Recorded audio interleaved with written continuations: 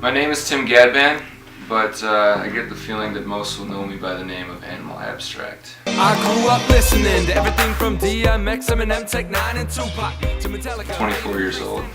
From here in the Twin Cities, born and raised in St. Paul.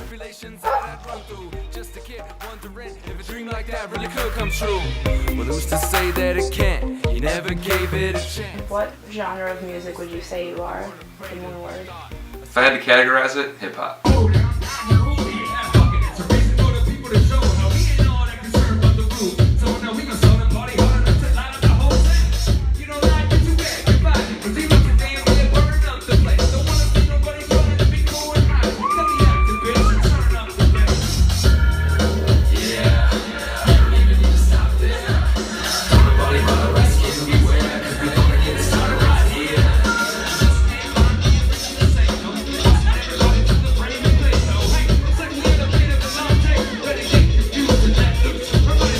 The first song that I put together, kind of with the Animal Abstract,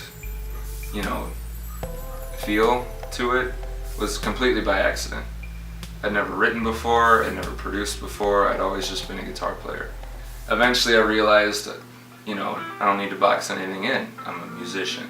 I can, it's music, you can do whatever you want. And ever since that song, that moment of knowing what I'm going to be doing for the rest of my life. When did you start playing guitar then? I was 9 years old. Oh wow. I started playing. Wow. My dad was my inspiration to pick it up. I had been playing violin for a couple of years prior to that. Eventually, my dad and I are always rocking out to AC/DC or something. I wanted to quit for the first couple of years because I was, they had me with nylon string guitars playing, classical etudes and things, and it was excruciatingly boring at the time, but holy shit, did that serve me well. My parents kept me at it, and then eventually I picked up electric. And I remember Hell's Bells was the first, actual song that I learned, that I wanted to learn. And since then I was like, oh, okay, here's where it's at, I'm gonna keep doing this. Alright, first things first. Everybody, if you're here because of me, if you're here because of somebody else, if you like live music, if you like hip hop, get up here! Yeah!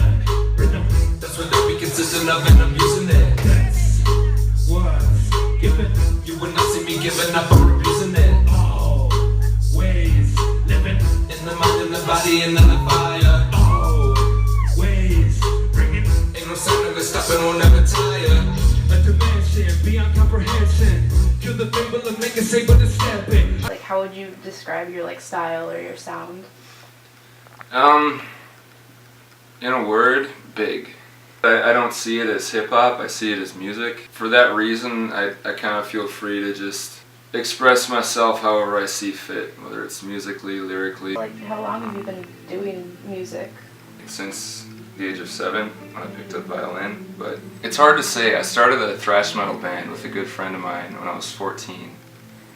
And we had a great run. We played all over the cities, we won a battle of the bands, got a record contract, recorded a CD, and by the time all that was said and done, college was kind of on the horizon, and all these expectations from parents, peers, and on top of that I was enlisted in the Marine Corps out of high school, and Oh wow. there was just a whole lot of different shit going on at the time, but ended up going off to school.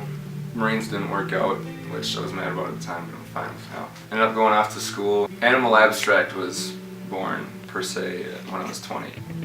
I guess I gotta say that's when I really started taking it serious. So, would you say this is more of a hobby or more of a career for you? Definitely a career. It's my, career, it's my passion, talent, it's my God-given purpose for, being here. Which sounds, kind of overbearing, but it's comforting. It's like, oh, it's like insecurities are kind of out the window for that reason. It's like, oh, I know what I'm doing, yeah, and it kind of takes you up and down on a roller coaster ride, but at the end of the day, it's all there. It's all for a very good cause. Human beings all life on Earth, everything around us, we seem to exist on these two different planes, right? We got this physical world through which we can perceive sound and light, taste, touch, etc. And then there's this sort of intangible metaphysical world going on, right? Spirit world, many would call it, through which we can perceive ideas and instincts and a lot more. I mean, you've heard the expression, "oh, it came to me." When a really good song, when a really good song pops in my head, I didn't think of it. You know, I didn't sit there just, and it came out, right? It literally popped in my head.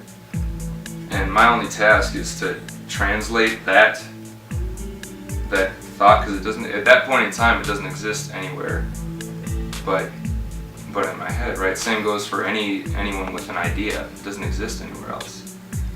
And so I guess I kind of appoint myself with the task of translating that into physical sound that everyone else can hear.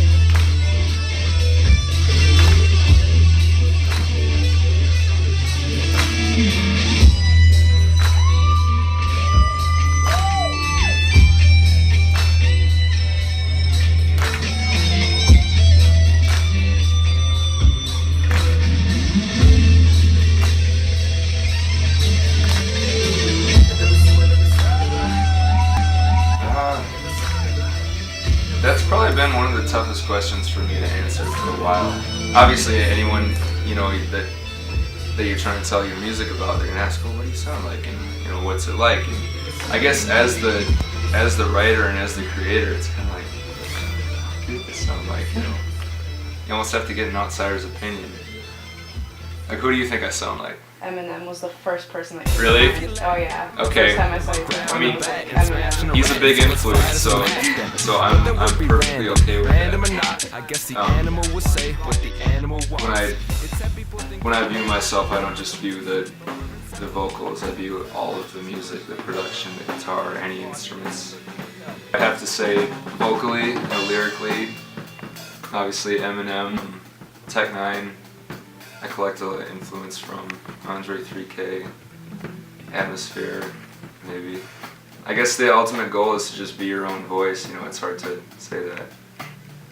Production-wise, I try to, when I'm comparing and contrasting, say, original tracks with artists that I love, I try to listen to the best, Like when I just want crisp, clean production, I listen to something like Sade or D'Angelo, because it's just, it's really clean and the production just seems flawless from this. The same with Big Crit. Big Crit's another guy who's just killing it on production and everything he does. And then guitar-wise, Hendrix is a big influence, Satriani's a big influence, Steve Vai, John Frusciante.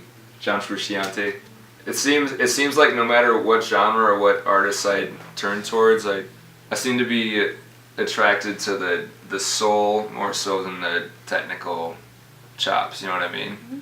Both are important in their own right, but it's like you can have all the technical chops and play as fast or rap as fast as you want, but at the end of the day, if it's if it doesn't sound honest, if it's not coming from here, you can hear that as a listener. I got 2 albums finished and released as of right now. Whiskey for everybody. It's the best and the worst, let me tell you.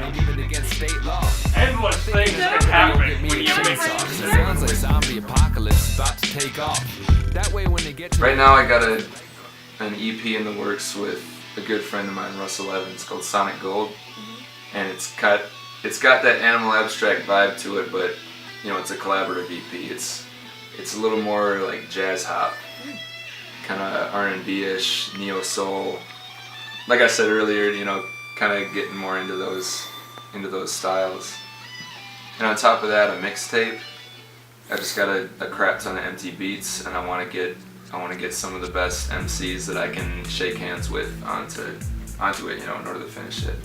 Yeah, like I said, it's hip hop, but it's got guitar solos in there, and there's some tracks that have no lyrics, you know. I mean, there are things you can express lyrically that you can't musically, and vice versa. So, you know, if I get a song started and I don't really hear any lyrics going on, I'm not gonna bother. You know, the music can speak for itself. One thing that I've had to come to peace with, and I think all aspiring artists have to or have had to come to peace with, is that not everyone's gonna get it. You know, it's right off the bat and throughout your career, not everyone's gonna get it. It's just plain and simple. I mean, Hendrix, for example, you know, he was playing in hole-in-the-wall clubs as a backup guitarist for various groups, and I just get the feeling, not just the feeling, but you know, as a dreamer, I have visions, and I have every intention on bringing them all to life. You know, fame is very appealing to me, but not for the reasons that a lot of celebrities are famous. You know, I don't want to be famous for the money I made. I want to be famous for the difference I made.